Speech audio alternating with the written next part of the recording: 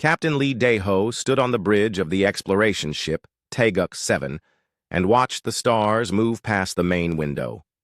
The ship was 3 months into a deep space mission to map new star systems beyond human territory. It was quiet work, the kind that let him think about home and wonder if they would find anything interesting out here in the empty dark between galaxies. The ship was not large by military standards, but it carried the best equipment Earth could build.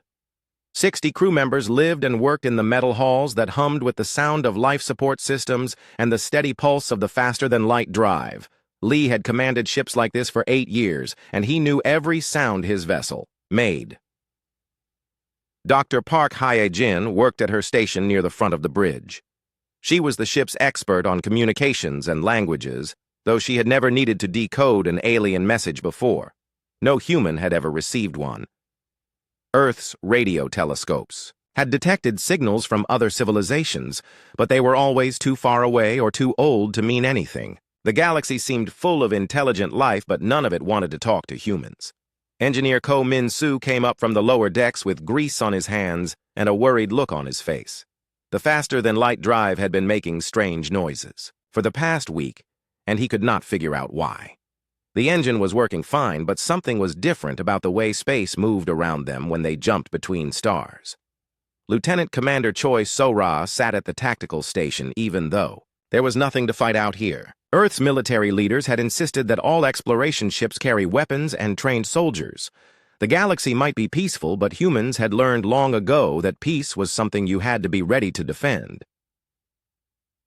The normal day changed when Dr. Park's station started making sounds that none of them had heard before. She looked at her screens with confusion and then excitement as data flowed across the displays. Her hands moved quickly over the controls as she tried to make sense of what the ship's sensors were detecting. "Captain," she said, without looking, away from her work, "we're receiving a transmission.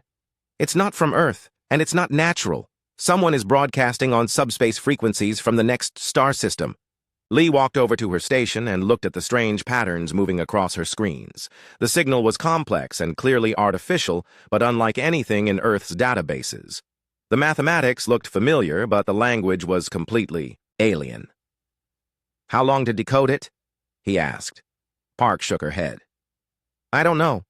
The structure is unlike anything we've seen, but there are patterns that suggest urgency. This might be some kind of distress call." Ko moved to his own station and checked the ship's position. "We're about 6 light years from the source. If we jump now, we could be there in 4 hours. Choi looked up from her tactical display. "Captain, our orders are to map this sector and report back to Earth. We're not supposed to investigate alien signals without clearance from home." Lee nodded but continued to watch the data flow across Park's screens. The signal was getting stronger as they moved closer to its source, and something about it made him feel cold inside. There was a desperation in the mathematical patterns that transcended language barriers. "Dr. Park, can you tell anything else about the signal?" She worked quietly for several minutes before answering. "It's definitely a distress call, and it's being broadcast on multiple frequencies at once. Whoever is sending this wants to make sure someone receives it. The power requirements must be enormous." "Any idea who they're calling for help?"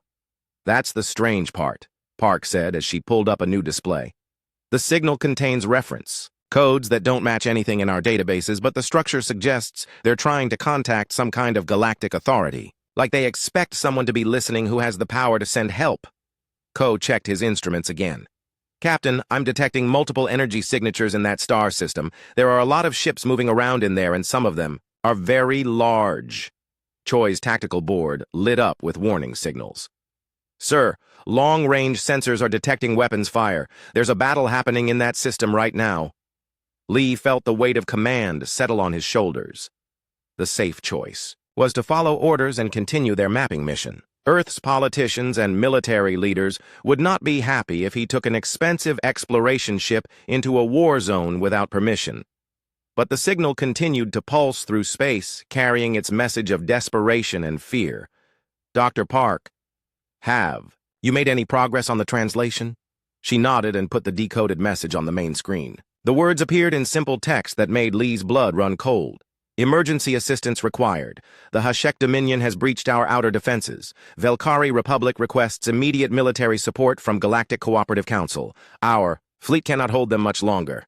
They are killing everyone. Please respond. The bridge was quiet, except for the hum of ship systems and the steady pulse of the alien distress signal. Lee looked at his crew and saw his own thoughts reflected in their faces. Someone was dying out there and calling for help that would never come because the people they were calling had never heard of humans. Mr. Ko, how long would it take to get back to Earth and report this? The engineer checked his calculations. 2 weeks to get home, another week for the politicians to argue about it, and 3 weeks to get back here with a proper fleet. A month at minimum. Dr. Park, does the signal say how much time they have? She looked at her translation again, and her face went pale. Based on the energy patterns and the increasing desperation in the mathematical structure, I would say hours, not days. Choi stood up from her station. Captain, we're one ship with 60 people. Whatever is happening over there involves fleets and planets. We can't make a difference. Lee walked to the main window and looked out at the stars. Somewhere in the darkness ahead, people were fighting and dying while calling for help that would never come. The galaxy was full of civilizations that apparently had some kind of council to help each other, but nobody had ever told humans about it. Mr. Ko, what do we know about our weapons compared to other spacefaring civilizations? Ko thought for a moment. Not much, sir. We've never had a comparison. Our missiles and railguns work fine, but we don't know what other species use for weapons. Dr. Park, anything in the signal about who they're fighting? She worked at her console for a few more minutes. The HFY Dominion. No other details, but the fear in this message is unlike anything I've ever seen. Whatever the HFY are, the people sending this signal are terrified of them. Lee made his decision. Mr. Ko, plot a course for that star system. Dr. Park, keep working on that signal and see if you can establish two-way communication. Miss Choi, bring all weapons online and prepare the ship for combat. Choi looked surprised. Sir, are you sure about this? Lee turned back to his crew. Someone is asking for help, and we're the only ones close enough to provide it. That makes it our responsibility. The Taeguk 7 changed course and jumped toward the unknown star system where aliens were fighting a war that humans had never heard of. Lee stood on his bridge and wondered what they would find when they arrived, but he knew they had to try. In the darkness of space, a desperate voice was calling for help, and humans had always been the kind of species that answered such calls. The Taeguk 7 dropped out of faster-than-light travel at the edge of the Velkes star system, and Lee immediately understood why the aliens had sounded so desperate.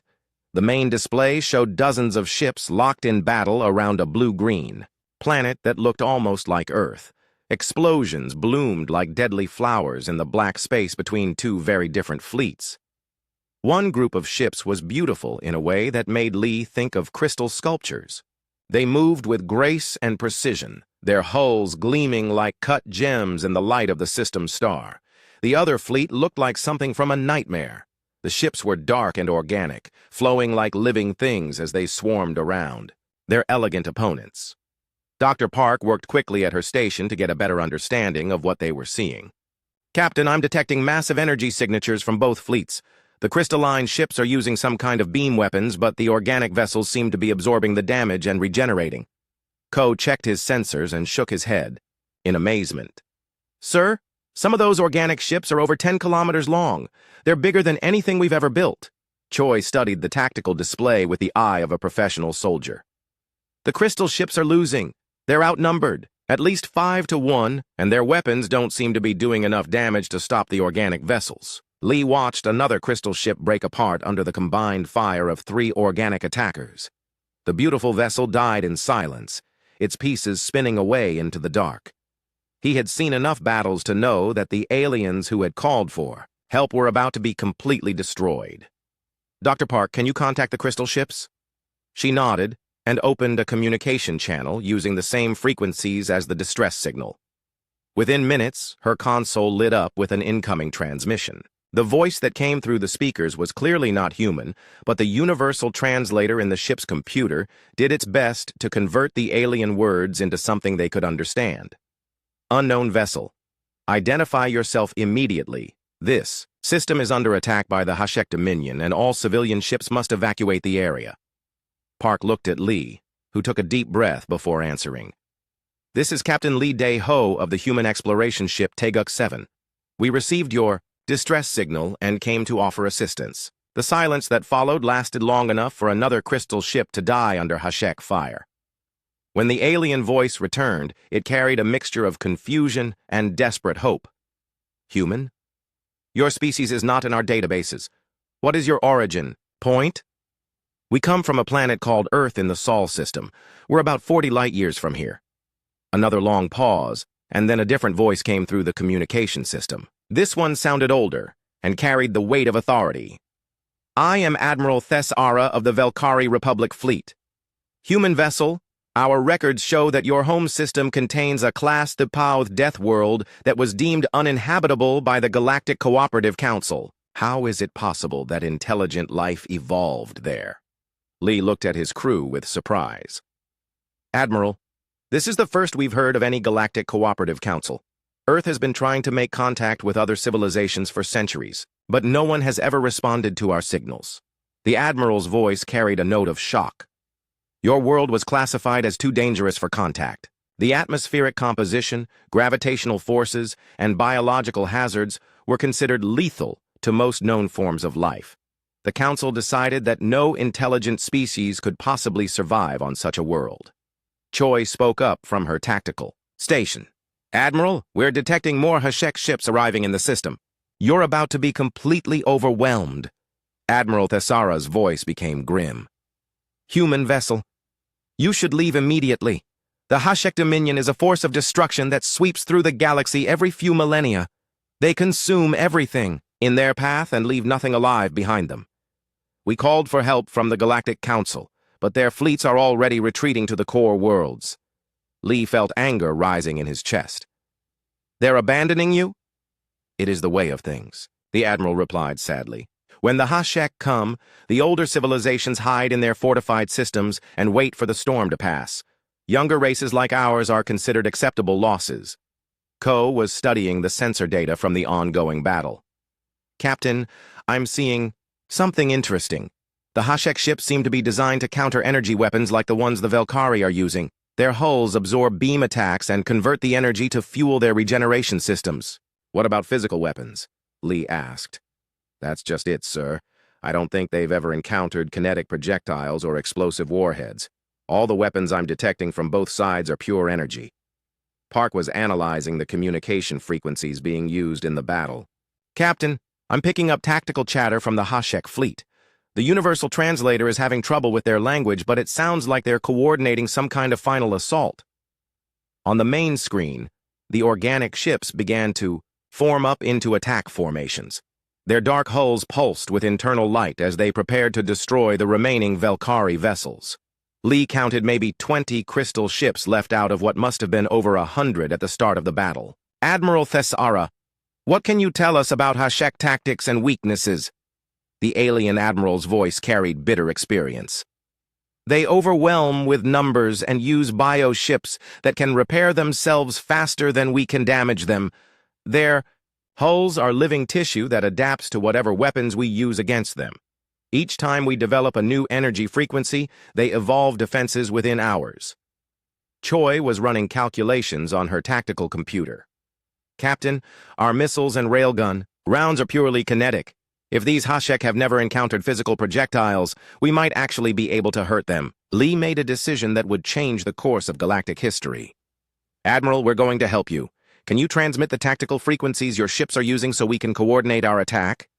Human vessel, you have one small ship against a fleet of bio-ships that have conquered hundreds of worlds. This is suicide. Maybe, Lee replied, but humans have a bad habit of doing things that other species think are impossible. The tactical data came through and Choi immediately began planning their attack approach. Sir, if we hit them with a full spread of nuclear missiles while they're focused on the Velkari ships, we might be able to take out several of their smaller vessels before they know what hit them. Ko powered up the ship's weapons systems. All missiles armed and ready, Captain. Railguns are charged and loaded with high explosive rounds. Dr. Park continued to monitor communications between the two fleets. The HFY are preparing for their final attack. They're bringing all their ships to bear on the remaining Velkari vessels. Lee looked at his crew and saw the same determination. in their eyes that had driven humans to climb mountains, cross oceans, and reach for the stars. They were about to enter a battle they couldn't win against an enemy they didn't understand, but they were going to fight anyway because that's what humans did when people needed help. All hands, this is the captain. We're about to engage hostile alien forces to defend our new allies. Remember that we represent all of humanity out here. Make Earth proud. The Taeguk 7 accelerated toward the HFY fleet with all weapons. Ready. Behind them, the stars of Earth were invisible in the distance. But the courage and determination of their homeworld went with them into battle. Admiral Thessara watched in amazement as the small human ship charged directly at ships that were 20 times its size, and for the first time since the battle began, she felt something like hope. The first nuclear missile from the Taeguk 7 struck a HFY bioship near its center, and the explosion tore through living tissue that had never encountered such raw destructive force. The organic vessel writhed in space like a wounded animal, as pieces of its hull drifted away into the darkness. For a moment, both fleets stopped fighting as everyone tried to understand what had just happened. Captain Lee watched the tactical display with grim satisfaction. Target destroyed. Mr. Ko, prepare the next spread. The HFY fleet began to turn toward the human ship with movements that looked more like predators, focusing on new prey than military vessels changing course. Their bioships pulsed with angry light as they detected the source of the unexpected attack. Admiral Thessara's voice came through the communication system with amazement and hope. Human vessel, your weapons are actually hurting them. We have never seen a HFY ship take damage like that. That's because you've been using the wrong kind of weapons, Lee replied as another spread of missiles launched from his ship. These creatures evolved to counter energy attacks, not high-explosive warheads.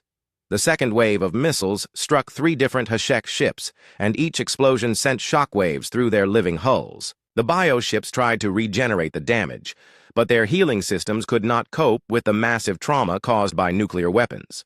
2 of the vessels went dark and began to drift, while the third limped away from the battle. Ko was analyzing the sensor data from their attacks. Captain, the HFY bioships use some kind of distributed nervous system. When we hit them with kinetic weapons, we're not just damaging their hulls, we're disrupting their ability to coordinate repairs. The largest HFY ship, a massive creature over 15 kilometers long, began moving toward the Taeguk 7 with clear hostile intent. Its surface bristled with organic weapons that looked like giant thorns ready to fire living projectiles at the human vessel. Choi worked quickly at her tactical station. Sir, that big one is charging some kind of weapon system. I'm reading massive energy buildup along its forward sections. Evasive maneuvers, Lee ordered, as Ko pushed the ship's engines to their limits. The Taeguk 7 twisted away just as the HFY flagship fired a stream of organic projectiles that moved through space like angry insects seeking prey. Dr. Park was monitoring communications from the Velkari fleet. Captain Admiral Thessara is ordering her ships to support our attack. They're moving to engage the smaller HFY vessels while we deal with the flagship. The battle changed as the remaining Velkari ships began working together with their unexpected human allies. Crystal vessels used their beam weapons to keep smaller bioships busy, while the Taeguk 7 focused its missiles and railgun fire on the larger threats. It was the first time in galactic history that 2 completely different species had successfully coordinated their military efforts against a common enemy. Lee realized they needed to take the fight to the planet's surface, where HFY ground forces were attacking Velkari civilians. Admiral, do you have people on the surface who need evacuation? Yes, but the HFY have control of the landing zones. Their ground forces are even more terrible than their ships. Master Chief Yun Jae-wook had been listening to the tactical communications from the marine deck below. His voice came through the ship's communication system with the calm confidence of a soldier who had trained for impossible missions. Captain, give me 20 Marines and a landing shuttle. We'll secure an evacuation site. Lee hesitated for a moment. Humans had never fought alien ground forces before, and they had no idea what to expect. But the alternative was leaving innocent people to die while politicians on Earth debated the proper response. Chief, you're authorized for ground operations. Dr. Lim, I want you with the landing party to study any HFY specimens you can safely collect. Dr. Lim Ga-young was the ship's xenobiologist, and she had been analyzing the organic debris from destroyed bioships. Sir, based on what I've seen so far, these creatures are part machine and part organic. They seem to be designed for maximum terror effect as much as combat efficiency. The landing shuttle left the Taeguk 7 and headed for the planet's surface while the ship continued its battle with the HFY fleet. Lee watched on his screens as Master Chief Yun led his Marines into their first combat with alien forces, knowing that what happened down there would determine whether humanity was ready for its role in galactic affairs. The shuttle touched down in a Velkari city that looked like it had been built from crystal and light. Beautiful spires reached toward the sky, but many of them were broken and burning. Organic creatures that looked like nightmares made of metal and flesh moved between the buildings, hunting for survivors. Yun and his Marines encountered their first HFY ground units in a plaza filled with Velkari civilians trying to reach the evacuation point. The aliens were 3 meters tall with multiple arms that ended in blade-like weapons. Their heads had too many eyes and their mouths were filled with teeth designed for tearing flesh. The HFY expected to face more energy weapons like the ones used by other galactic civilizations. Instead, they met explosive bullets, fragmentation, grenades, and chemical weapons that their biological systems could not process. Where Velkari soldiers had been forced to retreat in terror, human Marines advanced with the methodical precision of predators who had evolved on a world where everything was dangerous. Dr. Lim studied the bodies of fallen HFY warriors and made a disturbing discovery. Chief, these aren't natural creatures. They've been engineered from multiple species and enhanced with mechanical components. Someone or something is creating these monsters as weapons. Young Velkari pilot Kesathan had volunteered to guide the human Marines through the city. He watched in amazement as the aliens from the Deathworld moved through combat zones that would have paralyzed most civilized species with fear. The humans seemed to treat the nightmare creatures as just another tactical problem to be solved. How? Are you not afraid? Kestan asked Yun as they moved through a building where HFY bioforms had been nesting. Fear is just information, the Master Chief replied while placing explosive charges on organic egg sacs. It tells you that something is dangerous, but danger is just another variable in the mission equation. The evacuation proceeded as more Velkari civilians reached the landing zone under the protection of human weapons that the HFY could not counter. Above them, the space battle continued as the Taeguk 7 and the remaining Velkari ships slowly gained the upper hand through tactics that the bioships had never encountered. Lee received reports from the ground team as they completed their mission. The Marines had not only evacuated the civilians, but had also gathered intelligence about HFY technology and biology that would prove crucial in the larger war to come. Admiral Thessara's voice carried a new note of respect when she spoke to the human captain. Lee Daeho, your species fights like nothing we have ever seen. You adapt to new threats faster than should be possible, and you use violence with a precision that is both terrifying and beautiful. Admiral, we come from a world that has been trying to kill us since we first stood upright. We learned long ago that survival requires the ability to become more dangerous than whatever is hunting you. The last HFY ships in the system began to retreat as they realized their biological weapons were useless against kinetic attacks. But Lee knew this was just the beginning. The creatures they had fought were scouts and raiders compared to what would come next when the main HFY fleet learned that someone had found weapons that could hurt them. As the evacuation shuttles returned to space with their precious cargo of survivors, Dr. Lim transmitted her preliminary analysis to Earth along with a warning that would change everything. Humanity was no longer alone in the galaxy, but they had also inherited a war that had been raging for millennia against an enemy that consumed entire civilizations. The battle for SciFiPrime was over, but the real war was just beginning. 3 days after the battle at SciFiPrime, the Taeguk 7 detected massive energy signatures approaching through faster-than-light travel. Captain Lee expected more HFY reinforcements, but what arrived instead was something that made both humans and Velkari stare in amazement at their sensor displays. The Earth Defense Fleet had arrived in force, and it looked nothing like what the galaxy expected from a supposedly primitive civilization. Admiral Kim Tae-sung led a formation of 200 warships that bristled with weapons designed for one purpose: the complete destruction of enemy forces through overwhelming firepower. Dr. Park established communication with the flagship as the AudioBook human fleet took up positions around HFY. Admiral Kim's first transmission carried the weight of official Earth government policy and the determination of a species that had decided to go to war. Captain Lee, you are ordered to report to the flagship immediately for debriefing. The situation has changed dramatically since your initial contact report reached Earth. Lee took a shuttle to Admiral Kim's vessel and found himself in a briefing room filled with Earth's top military strategists and xenobiology experts.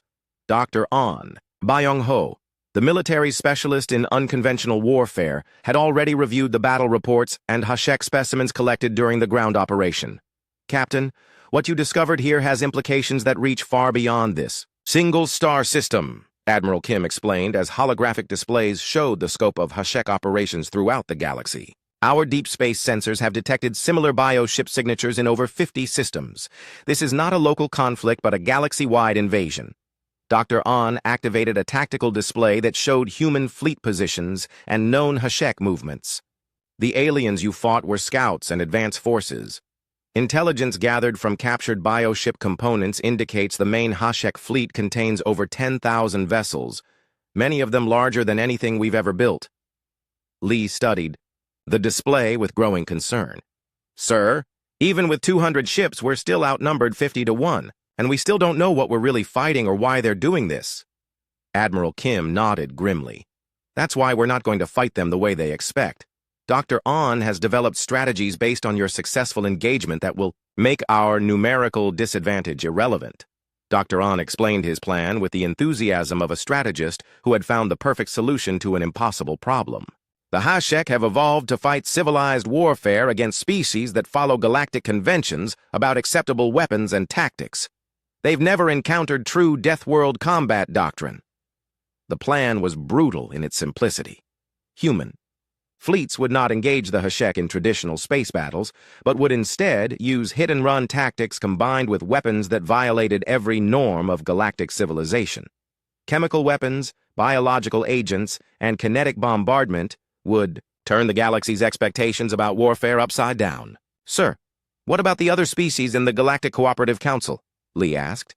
Won't they object to our methods? Admiral Kim smiled with the expression of someone who had stopped caring about diplomatic niceties. Captain, the Council abandoned our allies to die rather than risk their own forces. As far as Earth is concerned, their opinions about our tactics are irrelevant. The human fleet began operations immediately with a series of coordinated strikes against HFY positions throughout the sector. What the bioships encountered was unlike anything in their evolutionary memory. Human vessels would appear without warning, launch clouds of kinetic projectiles and chemical weapons, then disappear before the organic ships could respond. Dr. Lim continued her analysis of HFY biology from samples collected during ground operations and made discoveries that changed their understanding of the enemy. Admiral, these creatures aren't just weapons. They're a self-replicating biological system designed to consume entire ecosystems and convert the biomass into more weapons. The revelation that the HFY were essentially a galactic plague rather than a traditional military force led to even more aggressive human tactics. If the enemy was going to treat the galaxy as a feeding ground, then humanity would respond as the galaxy's immune system. Admiral Thessara coordinated with the human fleet from her surviving ships and watched in fascination as the Deathworld species implemented strategies that would have horrified the Galactic Council. Human vessels used ramming attacks against bioships, deployed viral weapons that attacked organic hull systems, and employed tactics that turned space battles into exercises in controlled chaos. Admiral Kim, your species fights without honor or regard for the conventions of civilized warfare, she observed during one tactical briefing. Admiral Thessara, we fight to win, Kim replied without apology. Honor is something you can afford when you're not facing extinction. The HFY began to adapt to human tactics, but their biological systems could not evolve fast enough to counter weapons designed by a species that had spent millions of years learning to kill things more dangerous than themselves. Each time the bioships developed resistance to one type of human weapon, the Earth forces would switch to something completely different. Ko, now serving as liaison between the Teguk 7 and the main fleet, reported on the effectiveness of their unconventional approach. "Sir, we're destroying HFY vessels at a rate of 20 to 1. They can't regenerate damage from kinetic weapons fast enough to stay in the fight." But the HFY had one advantage that became apparent as the war escalated. The massive bioships were not just individual vessels, but components of a larger organism. The HFY hive mind began coordinating responses that showed a level of tactical intelligence that worried even the most confident human strategists. Dr. On studied the patterns of HFY fleet movements and realized they were facing something unprecedented in human military experience. "Admiral, we're not fighting separate ships, but a single distributed intelligence that spans thousands of vessels. Every battle teaches it more about our capabilities." The war reached a turning point when human scouts detected the main HFY fleet moving toward the galactic core, where most civilized species had their home worlds. The bioships had apparently decided to abandon their gradual expansion and instead strike directly at the heart of galactic civilization. Admiral Kim made a decision that would define humanity's role in the galaxy for generations to come. "All fleets, new orders. We're not going to wait for them to reach the core worlds. We're going to hunt them down and destroy them before they can complete their offensive." The human fleet began a campaign of aggressive pursuit that took them deep into unexplored regions of space where ancient civilizations had left behind warnings about the dangers that lurked in the dark between stars. What they found there would test every assumption about the nature of the HFY threat and force humanity to confront questions about the price of survival in a hostile universe. As the Earth ships prepared for the final confrontation with the HFY hive mind, Admiral Kim received a transmission from the Galactic Cooperative Council requesting immediate cessation of hostilities and diplomatic negotiations with the invading force. His response was transmitted on all frequencies so that every species in the galaxy would understand humanity's position. "This is Admiral Kim Tae-sung of the Earth Defense Fleet. We did not start this war, but we will finish it. Any species that wishes to surrender to the HFY is free to do so. Humanity will continue fighting until every bioship is destroyed. Or we are." The message marked the end of humanity's isolation and the beginning of their emergence as a galactic power that would change the balance of civilization forever. The final battle began in a region of space that most galactic civilizations had marked as forbidden territory. Ancient star charts warned of dangers that lurked in the dark between dying suns. But the human fleet followed the HFY bioships into the cosmic graveyard with the determination of predators pursuing wounded prey. Captain Lee stood on the bridge of the Taeguk 7 as part of the largest military formation humanity had ever assembled. 300 Earth vessels moved in perfect coordination toward a cluster of dead worlds where the HFY had established their primary hive complex. What they found there challenged every assumption about the nature of their enemy. President Jang Sunmi's voice reached the fleet through quantum communication links that connected every human ship to Earth's command center. Her message carried the weight of a species that had made its choice about humanity's future role in the galaxy. "To all Earth Defense Fleet personnel, you carry with you not just the hopes of our world, but the responsibility of proving that Deathworld civilizations have a place among the stars. The galaxy has spent millennia hiding from threats that consume entire species. Today we show them what happens when predators fight back." Admiral Kim coordinated the fleet's approach to the HFY stronghold, while Dr. On analyzed the massive biostructures that covered the surfaces of 3 dead planets. The organic constructions pulsed with alien life and grew larger even as they watched, fed by the consumption of entire ecosystems. "Admiral, we're looking at something that's been building for thousands of years," Dr. On reported as his sensors penetrated the living architecture. "These aren't just military installations, but breeding facilities designed to produce bioships on an industrial scale." Dr. Lim had continued her analysis of HFY biology throughout the campaign, and her discoveries about their true nature had profound implications for the battle ahead. "Sir, the individual creatures we've been fighting are essentially antibodies produced by a much larger organism. We're not facing an invasion force, but a galactic immune system responding to what it perceives as an infection. The revelation that the HFY might be defending themselves rather than conquering for resources changed the moral dimensions of the conflict, but it did not change the tactical reality. The bioships continued to consume civilizations regardless of their motivations, and stopping them remained humanity's primary objective. Velkari Elder Wyzenth had joined the human fleet aboard Admiral Thessaara's flagship, and his ancient memory provided crucial context for what they were confronting. Young humans, my people have records of previous Hashek incursions dating back over 10,000 years. Each time they appear, consume what they need, and retreat to wherever they come from. No species has ever successfully tracked them to their source. Lee studied the tactical displays showing the enormous scale of the Hashek installation and realized they were looking at something unprecedented in galactic history. Elder, what changed this time? Why are they trying to consume the entire galaxy instead of just taking what they need? Wyzenth's expression carried the weight of terrible understanding. Because something is hunting them. The Hashek are not predators but refugees, and whatever they are fleeing from is worse than anything the galaxy has encountered before. The human fleet pressed forward despite this revelation, because retreat was not in their nature, and because the civilizations being consumed deserved protection, regardless of the larger cosmic context. What they found at the center of the Hashek complex was a dimensional gateway that connected to something beyond normal space. Through the portal came glimpses of a universe where matter itself was being converted into something hostile to life as they understood it. The Hashek were indeed refugees, but they were refugees whose survival strategy involved consuming entire galaxies to fuel their escape from something even more terrible. Admiral Kim made the decision that would define humanity's legacy among the stars. All ships, prepare for full bombardment of the dimensional gateway. We're going to collapse their escape route and force them to find a solution that doesn't involve eating the galaxy. The attack that followed used every weapon in humanity's arsenal and tactics that violated every convention of civilized warfare. Nuclear missiles, kinetic bombardment, chemical weapons, and exotic matter bombs turned the ancient Hashek stronghold into a sphere of destruction that could be seen from neighboring star systems.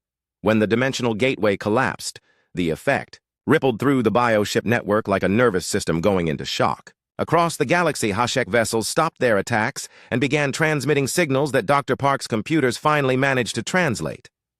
Why do you deny us survival? We consume only what we need to escape the devourers that come behind us. Your interference condemns both our species and yours to extinction. President Zhang's response was transmitted to every Hashek bioship in the galaxy and marked humanity's emergence as a galactic power willing to make the hard choices that other species avoided.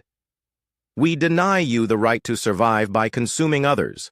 Find another way, or face the consequences of continuing your current path. What followed was the strangest negotiation in galactic history, as representatives of the Galactic Cooperative Council finally arrived to witness the confrontation between humanity and the Hashek collective intelligence. The civilized species that had spent millennia hiding from cosmic threats found themselves watching Deathworlders impose order on forces they had never dared to challenge. The Hashek, cut off from their escape route and facing continued human aggression, agreed to a solution that had never been attempted before. They would modify their biological systems to consume dead matter and energy from stellar remnants instead of living worlds, but only if humanity agreed to help them prepare defenses against the entities that had driven them from their original dimension. Dr. Park found herself serving as humanity's first ambassador to a galactic community that suddenly wanted to understand how a species from a supposedly uninhabitable world had succeeded where ancient civilizations had failed. Her reports to Earth described a galaxy full of species that had forgotten how to fight because they had spent so long hiding from things they could not defeat. Master Chief Yun established training programs to teach other species the basics of Deathworld combat doctrine, though most aliens found human tactical thinking too chaotic and violent to fully comprehend. The few who adapted to human methods became the core of a new galactic defense force designed to confront threats that civilized societies could not handle. 6 months after the Battle of HFY, Captain Lee received new orders that reflected humanity's transformed role in galactic affairs. The Taeguk-7 was assigned to lead exploration missions into the dark regions beyond known space, where ancient warnings marked the presence of dangers that even the Hashek feared. Dr. Park's communication station now received dozens of distress signals from across the galaxy as word spread that there was finally a species willing to respond to calls for help against impossible odds. Each signal represented another crisis that civilized societies had decided was too dangerous to address directly. Admiral Thessara served as liaison between humanity and the Galactic Cooperative Council, helping other species understand that Deathworlders were not monsters but necessary components of a healthy galactic ecosystem. Her reports described humans as the galaxy's immune system, evolved specifically to confront threats that peaceful civilizations could not handle. The story concluded with Lee standing on his bridge as the Taguk 7 prepared to investigate. Reports of something even stranger than the HFY moving in the void between galaxies. Earth's response to each new crisis had established a pattern that would define humanity's future among the stars. When the universe produced threats that civilized species could not comprehend or defeat, humans would adapt, evolve, and fight. Back with the creative violence of predators who had learned survival on a world that tried to kill them every day. They were no longer alone in the galaxy, but they had inherited the responsibility of protecting those who could not protect themselves. The final transmission from Earth to the Taguk 7 carried a simple message that would become humanity's motto for their role as galactic guardians. When monsters threaten the innocent, send bigger monsters, send humans. As the ship jumped toward unknown dangers in the cosmic dark, Lee knew they were no longer explorers or ambassadors, but something the galaxy had never seen before. A species evolved specifically to fight the things that other civilizations could only run from. They were Deathworlders, and they had work to do.